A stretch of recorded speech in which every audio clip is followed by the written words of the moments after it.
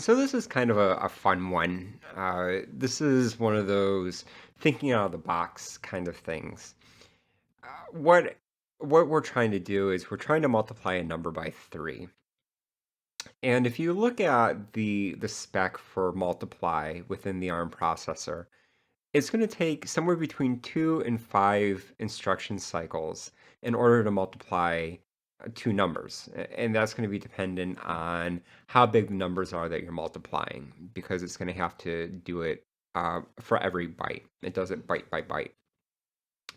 And so if we have something where we have billions or trillions of operations, we're multiplying by 3, that adds up very quickly.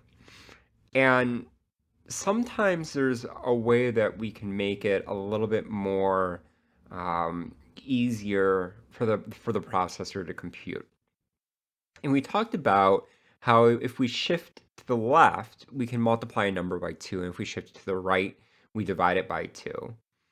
But we also have an operation within the processor where we can do a reverse subtraction, where we can subtract by the second operand, or by the flexible operand 2. And if we take these two together, we can do a multiply by 3 in a way that's not actually multiplying by 3. And I'll show you how this works. So the first thing that we need to do, obviously, is load the input array. I feel spicy, and so instead of putting this in R4, let's put this in R6.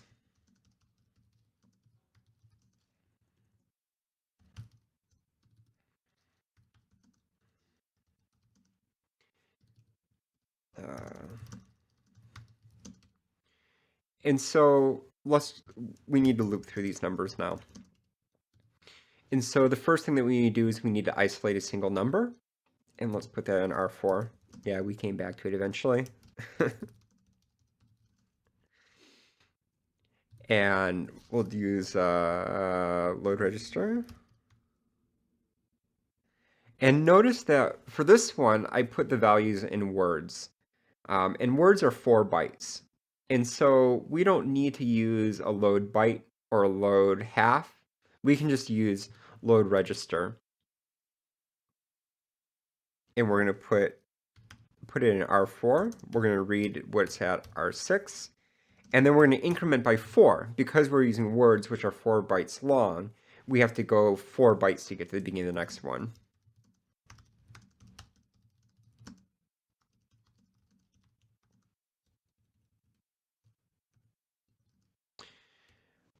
We're going to first make sure that we don't have the null character, which is the end of our list. So I'll compare the value we read to 0.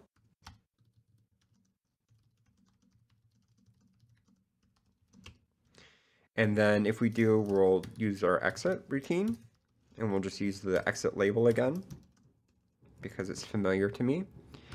And here's where the magic is. So instead of using the multiply by 3, we're going to use the reverse subtract instruction. We'll store the result in R5.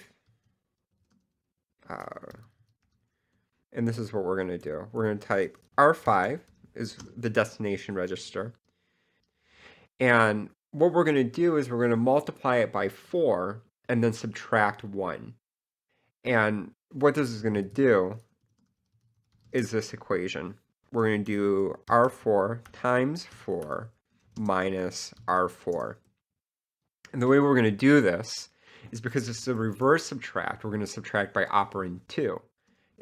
Even though it's going to move over in a second, let's try this. So it's R4, and we're going to take that R4 and we're going to do a logical shift left by 2. And what that's going to do essentially is it's going to multiply it by 2. And then we're going to subtract R4. And so this part of it is the flexible operand 2. This is saying that the value that is in the operand 2 is going to be left shifted by 2, and that's all one number. So that's going to take the R4 and multiply it by 4. This other R4 here is what's actually going to be subtracted from that value. And so we're essentially multiplying by 3. R4 times 4 minus R4 is the same as multiplying by 3. The difference is, and I believe I've read the spec a couple of times, it only takes one instruction cycle. And this is because the shifting isn't actually done in the ALU where the arithmetic is located in the processor. The shifting happens in the barrel shifter, which is before the ALU. And so it doesn't when we do a left shift on an operand 2, the shift doesn't happen on the instruction cycle. It happens prior to the instruction cycle. And so what we did is we essentially took this operation that took 5 cycles max and made it a flat 1 cycle every single time that it does this operation. And again, for small lists, this isn't going to be a huge difference because it's not. Processors work fast enough that you're not going to know. But if you're doing something that requires millions of billions of operations, they add up. And you've now made it 1/5 the speed that it was before. So let's work on actually displaying this number. We have our integer to ASCII here, so we can use that. And we're going to set it up. The two parameters, R0 is the number that we want to display.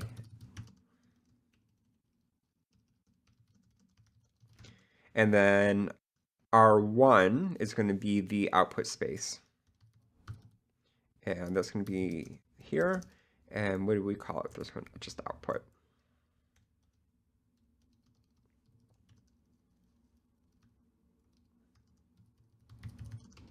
And then we're going to branch and link to the integer to ASCII. And then we need to write it. And again, because it's going to be a fixed length, we don't need to use our null right. Into R7, we're going to put the right number, which is 4. Into R0, we're going to put 1 for standard out. We're going to load our output address into R1. Again, this could be a no op. It could not be. It depends on what happens in ITOA. And since we don't have it in front of us, we're just going to do this now just for sanity's sake. And then we're going to move the length into R2. And we know that it's going to be 11.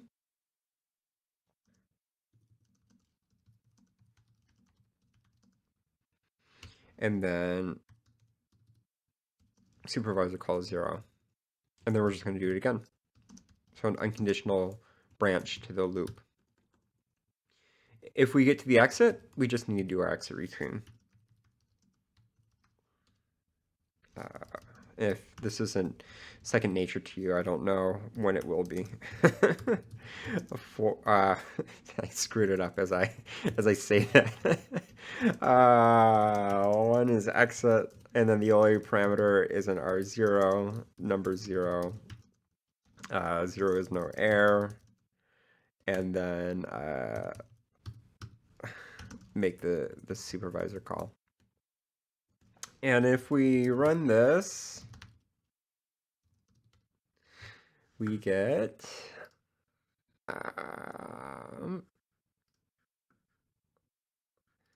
2733, 2607, 1698, 2874, 2361. So we get the correct answers.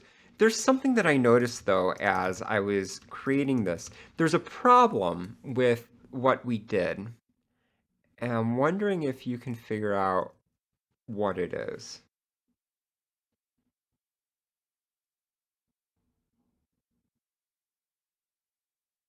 Did you figure it out yet?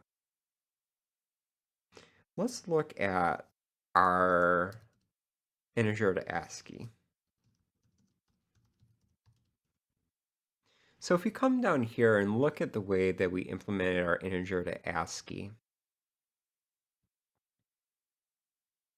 you'll see that what we do is we skip digits to the first digit. And so what that means is we don't zero out the memory there. We don't push a null character to the output. What we just do is we just start writing in the first place. And so what can happen is that if we have a number that, say, has 6 digits, and then we have a number that has 4 digits, the last two numbers of the 6-digit number will still be present after we do the write, because the second number is only 4 digits long. And so what we actually need to do is we actually need to zero out the memory after every loop. And so there's a couple of ways we can do this. If it were a lot of memory, what we could do is do it in a loop, and we could do four bytes at a time. For this, though, let's try this. Instead of 11, let's make this 12, so it's divisible by 4. And then after we write it, we need to zero it out. And so what we're going to do is we're going to go, we'll use R0. Into R0, we'll put the number 0.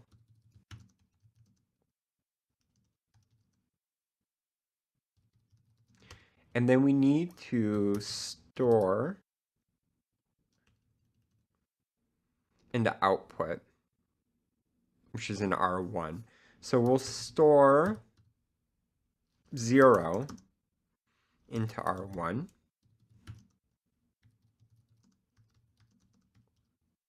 And that'll erase the first 4 bytes. Then what we'll do is store again, but this time we'll do R1 plus 4.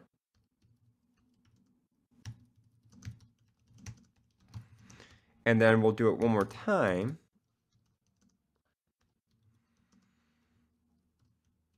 That.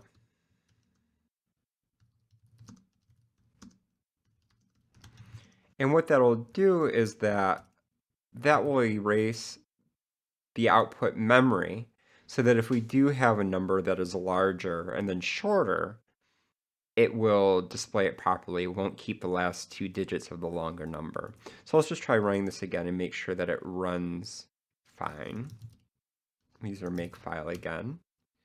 Use main. And we still have the same answers. And so this is one of those times where we don't have test cases, but if we had a test case, we probably would have seen this. It's one of those things that is very hard to do in assembly, and it's not something that I'm really worried about showing in this introductory course. But it's obviously something that could have serious implications if you were possibly outputting some sensitive data and you didn't clear the memory, and then you displayed something shorter, then that part of sensitive data would still be displayed, and then you would have a problem on your hands.